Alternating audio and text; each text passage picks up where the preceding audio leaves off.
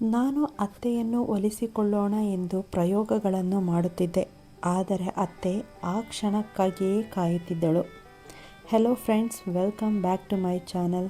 ಕತೆ ತುಂಬ ಇಂಟ್ರೆಸ್ಟಿಂಗ್ ಆಗಿದೆ. ಪ್ಲೀಸ್ ಕತೆನ ಪೂರ್ತಿಯಾಗಿ ಕೇಳಿ.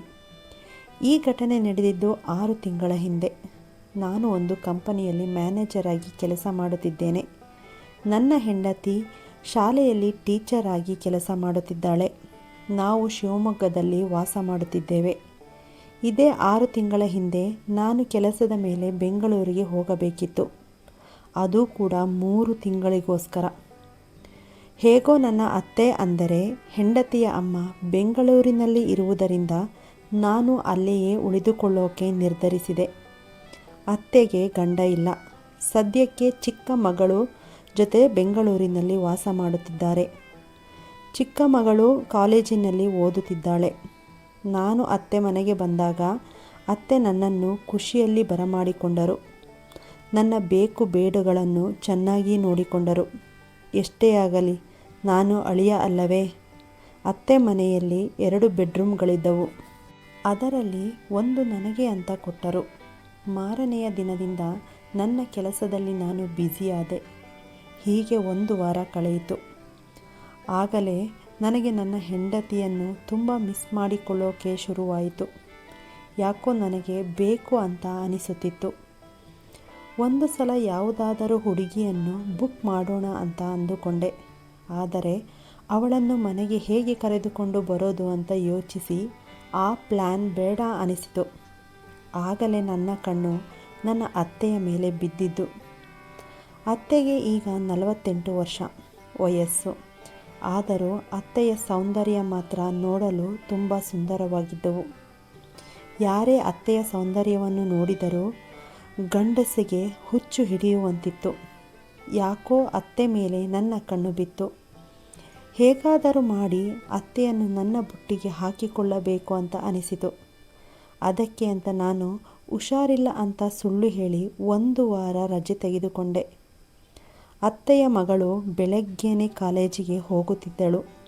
ಹಾಗಾಗಿ ಮನೆಯಲ್ಲಿ ನಾನು ಮತ್ತು ಅತ್ತೆ ಮಾತ್ರ. ಹೇಗಾದರೂ ಮಾಡಿ ಮುಂದುವರಿಯಬೇಕು ಅಂತ ಯೋಚಿಸುತ್ತಿರುವಾಗ ಒಂದು ಐಡಿಯಾ ಹೊಳೆಯಿತು. ಹೀಗೆ ಮಾತನಾಡುತ್ತಾ ನಾನು ಅತ್ತೆಗೆ ನನಗೆ ಅಡುಗೆ ಮಾಡೋಕ್ಕೆ ಬರಲ್ಲ, ಕಲಿಯಬೇಕು ಅಂತ ಹೇಳಿದೆ. ಅದಕ್ಕೆ ಅತ್ತೆ ಹತ್ತಿರ ಬಂದು ನಾನು ಮಾಡುವ ಅಡುಗೆಯನ್ನು ನೋಡಿ ಕಲಿ ಅಂತ ಹೇಳಿದರು. ಸಿಕ್ಕಿದ್ದೇ ಚಾನ್ಸ್ ಅಂತ ನಾನು ಅಡುಗೆ ಮನೆಗೆ ಅತ್ತೆಯ ಹತ್ತಿರ ಹೋಗಿ ನಿಂತೆ. ಆಗ ನಾನು ಒಂದು ಟೀ ಶರ್ಟ್ ಮತ್ತು ಚಡ್ಡಿಯಲ್ಲಿ ಇದ್ದೆ. ತುಂಬ ಬಿಸಿಲು ಬೇರೆ ಇತ್ತು. ನಾನು ಆಗ ಏನು ಬಿಸಿಲು ಅಂತ ಹೇಳುತ್ತಾ ನನ್ನ ಟೀ ಶರ್ಟ್ ತೆಗೆದು ಹಾಕಿದೆ. ಅತ್ತೆ ಹಾಗೆ ನನ್ನ ನೋಡುತ್ತಾ ನನ್ನ ಎದೆಯ ಮೇಲೆ ಬೆಳೆದಿದ್ದ ಕೂದಲನ್ನು ಒಂದು ಸಲ ನೋಡಿದರು. ನಾನು ಹೋಗಿ ಅತ್ತೆಯ ಹಿಂದೆ ಹೋಗಿ ನಿಂತೆ. ಅತ್ತೆ ಅಡುಗೆ ಮಾಡುವುದನ್ನು ನೋಡುತ್ತಾ 10 ನಿಮಿಷದವರೆಗೆ ಸುಮ್ಮನೇ ಇದ್ದೆ. ಮೆಲ್ಲಗೆ ನನ್ನ ದೇಹವನ್ನು ಅತ್ತೆಯ ಹತ್ತಿರ ತಂದೆ. ನನ್ನ ದೇಹ ಅತ್ತೆಗೆ ತಾಕುತ್ತಿತ್ತು. ಹಾಗೆ ಸ್ವಲ್ಪ ಧೈರ್ಯ ಮಾಡಿ ಇನ್ನೂ ಹತ್ತಿರ ಹೋದೆ. ಅತ್ತೆ ಹಾಗೆ ಸುಮ್ಮನೆ ನಿಂತಿದ್ದರು. ಆ ಕ್ಷಣದಲ್ಲಿ ದೊಡ್ಡ ಮೌನ. ಯಾರೂ ಕೂಡ ಮಾತನಾಡಲಿಲ್ಲ. ಅಷ್ಟರಲ್ಲಿ ನನ್ನ ಮೊಬೈಲ್ ರಿಂಗ್ ಆಯಿತು. ಮೊಬೈಲ್ ತೆಗೆದು ಮಾತನಾಡೋಕ್ಕೆ ಶುರು ಮಾಡಿದೆ. ಅದು ನನ್ನ ಹೆಂಡತಿಯ ಫೋನ್ ಆಗಿತ್ತು. ಒಂದು ಕಡೆ ಅತ್ತೆಯ ಜೊತೆ ಆಟ, ಇನ್ನೊಂದು ಕಡೆ ಮಗಳ ಜೊತೆ ಫೋನ್ ಸಂಭಾಷಣೆ ನೆನೆದು ನನಗೆ ಆಸೆ ಹೆಚ್ಚಾಯಿತು. ಅತ್ತೆಯ ಹತ್ತಿರ ಇನ್ನಷ್ಟು ಹೋದೆ. ಆ ಕ್ಷಣದಲ್ಲಿ ಮಜಾ ಏನು ಅಂದರೆ ನನ್ನ ಹೆಂಡತಿಗೆ ಅವಳ ಅಮ್ಮನ ಜೊತೆ ಆಟ ಆಡ್ತಾ ಇದ್ದೀನಿ ಅನ್ನೋದು ಅವಳಿಗೆ ಗೊತ್ತೇ ಇರಲಿಲ್ಲ. ಆಗ ಅತ್ತೆಗೆ ಏನು ಅನಿಸಿತೋ ಏನೋ, ಅಲ್ಲಿಂದ ಹೊರಟು ಹೋದರು. ಅಲ್ಲಿಗೆ ನನ್ನ ಆಟ ಮುಗಿದಿತ್ತು. ಅವತ್ತು ಸಂಜೆ ಅತ್ತೆಯ ಚಿಕ್ಕ ಮಗಳು ಫೋನ್ ಮಾಡಿ ಇವತ್ತು ಮನೆಗೆ ಬರಲ್ಲ ಅಂತ ಏನೋ ಹೇಳಿದಳು. ಯಾಕೋ ಇವತ್ತು ಅದೃಷ್ಟ ನನ್ನ ಕಡೆ ಇದೆ ಅಂತ ಅನಿಸಿತು. ಹೇಗಾದರೂ ಮಾಡಿ ಇವತ್ತು ರಾತ್ರಿ ನನ್ನ ಅತ್ತೆಯನ್ನು ನನ್ನ ಬುಟ್ಟಿಗೆ ಬೀಳಿಸಿಕೊಳ್ಳಬೇಕು ಎನ್ನುವ ಆಸೆ ಇನ್ನೂ ಮೂಡಿತು. ಅದರಲ್ಲೂ ಇದು ಒಳ್ಳೆಯ ಚಾನ್ಸ್ ಬೇರೆ ಅಂದುಕೊಂಡೆ. ಗಂಟೆ 10 ಆಯಿತು. ನಾನು ಮನೆ ಆಚೆ ಹೋಗಿ ಕರೆಂಟ್ ಫ್ಯೂಸ್ ತೆಗೆದು ಮೆಲ್ಲಗೆ ಒಳಗೆ ಬಂದೆ. ಆಗ ಅತ್ತೆ ಕರೆಂಟ್ ಹೋಗಿದೆ ಅಂತ ಹೇಳಿದರು. ಅಯ್ಯೋ ಅತ್ತೆ, ನಾನು ಸ್ನಾನ ಮಾಡಿಕೊಂಡು ಮಲಗೋಣ ಅಂತ ಅಂದುಕೊಂಡಿದ್ದೆ. ಈಗ ಏನು ಮಾಡೋದು ಅಂತ ಹೇಳಿದೆ. ಮತ್ತಿನ್ನೇನಾದರೂ ಹೇಳೋಕ್ಕೆ ಮುಂಚೆ ನಾನು ಕಡೆಗೂ ಅತ್ತೆಯ ಮನವೊಲಿಸಿದೆ. ಅವರು ಸರಿ ಅಂದರು. ಆಗ ನಾನು ಮತ್ತು ಅತ್ತೆ ಬಾತ್ರೂಮ್ ಒಳಗೆ ಹೋಗುತ್ತಿದ್ದ ಹಾಗೆ ನಾನು ಬಾಗಿಲು ಹಾಕಿದೆ. ಅತ್ತೆ ಆಗ ಬಾಗಿಲು ತೆಗೆದೇ ಇರಲಿ ಅಂದರು. ನಾನು ಬೇಡ ಅತ್ತೆ, ನೀರು ಆಚೆಗೆ ಹೋಗುತ್ತದೆ, ಆಮೇಲೆ ಯಾರಾದರೂ ಜಾರಿ ಬಿದ್ದರೆ ಕಷ್ಟ ಅಂತ ಹೇಳಿದೆ. ಅತ್ತೆ ಸುಮ್ಮನೆ ಆಗಿ ಬಾತ್ರೂಮಿನ ಒಳಗೆ ಬಂದು ಕೈಯಲ್ಲಿ ಕ್ಯಾಂಡಲ್ ಹಿಡಿದುಕೊಂಡು ನಿಂತರು. ನಾನು ಅತ್ತೆಯ ಕಡೆ ಮುಖ ಮಾಡಿ ನನ್ನ ಶರ್ಟ್ ತೆಗೆದು ಹಾಕಿದೆ. ನಂತರ ನಾನು ಚಡ್ಡಿಯಲ್ಲಿ ಸ್ನಾನ ಮಾಡೋಕ್ಕೆ ಶುರು ಮಾಡಿದೆ. ಮೊದಲೇ ನೇರವಾಗಿ ನಿಂತಿದ್ದ ನನ್ನ ಅತ್ತೆ ನನ್ನನ್ನೇ ನೋಡುತ್ತಿದ್ದರು. ಆಗ ಒಂದು ಸಲ ಅತ್ತೆ, ನೀವು ಸ್ನಾನ ಮಾಡುತ್ತೀರಾ ಅಂತ ಕೇಳಿದೆ. ಅದಕ್ಕೆ ಅತ್ತೆ ಇಲ್ಲ ಅಂತ ಹೇಳಿದರು. ಅತ್ತೆಯ ಉತ್ತರ ಕೇಳಿ ಬೇಜಾರಾಯಿತು. ಆಗ ಕೂಡಲೇ ಒಂದು ಐಡಿಯಾ ಬಂತು. ಅತ್ತೆ ಸ್ವಲ್ಪ ಸೋಪ್ ಹಚ್ಚಿ ಅಂತ ಹೇಳುತ್ತಾ ಮಾತನಾಡೋಕ್ಕೂ ಬಿಡದೆ ಅತ್ತೆಯ ಕೈಯಿಂದ ಕ್ಯಾಂಡಲ್ ತೆಗೆದುಕೊಂಡು ಸೋಪ್ ಕೊಟ್ಟೆ. ಕ್ಯಾಂಡಲನ್ನು ಕಿಟಕಿಯ ಗ್ರಿಲ್ ಹತ್ತಿರ ಅತ್ತೆ ಸೋಪ್ ಹಚ್ಚೋಕೆ ಅಂತ ಹತ್ತಿರ ಬಂದಾಗ ಬೀಳುತ್ತಿದ್ದ ನೀರಿಗೆ ಸೀರೆಯೆಲ್ಲ ಒದ್ದೆಯಾಯಿತು. ನಾನು ಸೀರೆ ಬಿಚ್ಚಲು ಹೇಳಿದೆ. ಅತ್ತೆ ಪರವಾಗಿಲ್ಲ ಅಂತ ಅಂದರು. ನಾನೇ ಅಲ್ಲೇ ಇದ್ದ ಕುರ್ಚಿ ಮೇಲೆ ಕೂತೆ. ಅತ್ತೆ ನನಗೆ ಸೋಪ್ ಹಚ್ಚೋಕೆ ಶುರು ಮಾಡಿದರು. ನನ್ನ ಮುಖಕ್ಕೆಲ್ಲ ಸೋಪ್ ಹಚ್ಚಿದರು, ಆದರೆ ನನ್ನ ತೊಡೆಗೆ ಮಾತ್ರ ಹಚ್ಚಲಿಲ್ಲ. ಅತ್ತೆ ಬಗ್ಗಿ ಹಚ್ಚುವಾಗ ಅತ್ತೆಯ ಸೌಂದರ್ಯ ಚೆನ್ನಾಗಿ ಕಾಣುತ್ತಿದ್ದವು. ಅತ್ತೆಗೆ ಕೂಡ ನನ್ನ ದೇಹ ಸಿರಿಯು ಚೆನ್ನಾಗಿ ಕಾಣುತ್ತಿತ್ತು. ಅಷ್ಟರಲ್ಲಿ ಅತ್ತೆ ಸೋಪ್ ಹಚ್ಚಾಯಿತು ಅಂದರು. ಆಗ ನಾನು ಇಲ್ಲಿಗೆ ಯಾರು ಹಚ್ಚುತ್ತಾರೆ ಅಂತ ನನ್ನ ಕೈಯನ್ನು ತೆಗೆದೆ. ಅತ್ತೆ ಅದನ್ನು ನೋಡಿ ಶಾಕ್ ಆದರು. ಮತ್ತೆ ನಾನು ಸ್ನಾನ ಮುಗಿಸಿ ಟವೆಲ್ನಿಂದ ಒರೆಸಿಕೊಂಡು ತಂದಿದ್ದ ಲುಂಗಿಯನ್ನು ಉಟ್ಟಿಕೊಂಡೆ.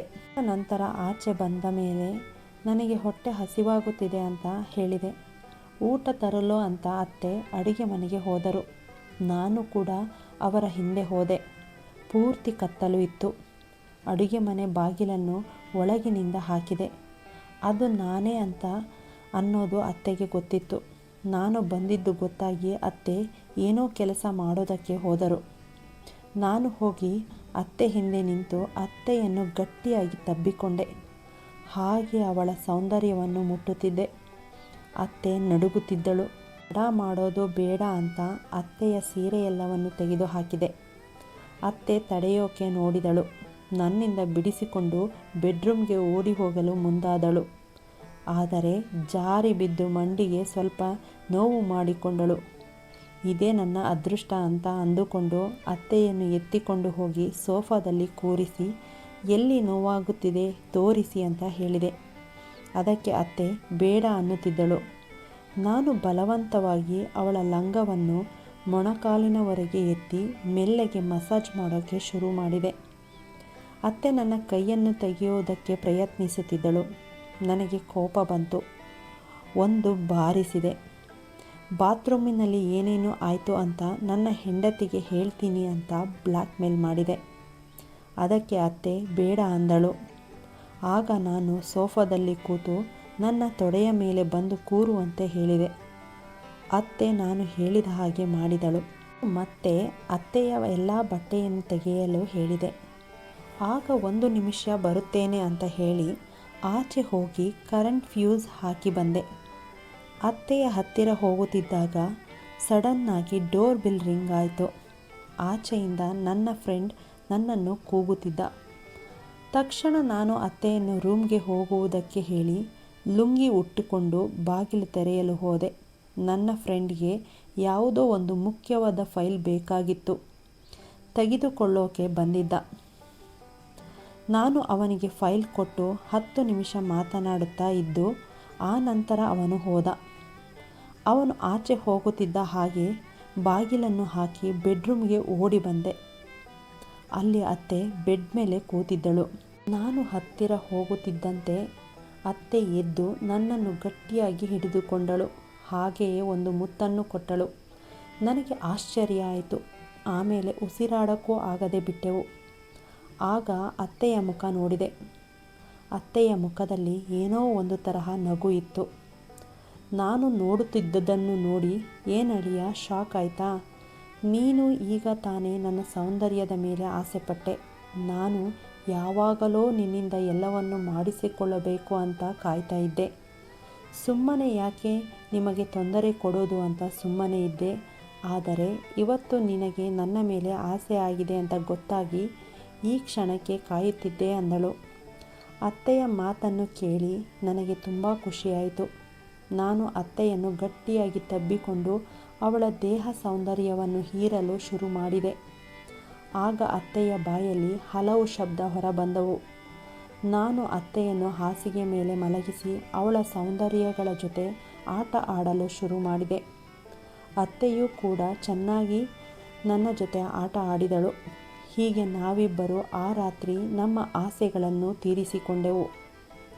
ಹೀಗೆ 3 ತಿಂಗಳ ಕಾಲ ನಮ್ಮಿಬ್ಬರ ಮಿಲನವನ್ನು ತಡೆಯುವವರು ಯಾರೂ ಇರಲಿಲ್ಲ. ಈಗ ಅತ್ತೆಯ ಸೌಂದರ್ಯ ನನಗೆ ನೆನಪಾದಾಗ ಕೆಲಸ ಇದೆ ಅಂತ ಬೆಂಗಳೂರಿಗೆ ಹೋಗಿ ಅತ್ತೆಯ ಜೊತೆ ಎಲ್ಲವನ್ನು ಮಾಡಿ ಬರುತ್ತೇನೆ. ಈ ಕತೆ ನಿಮಗೆ ಇಷ್ಟ ಆದರೆ ಲೈಕ್ ಆ್ಯಂಡ್ ಸಬ್ಸ್ಕ್ರೈಬ್ ಮಾಡಿ. ಧನ್ಯವಾದಗಳು.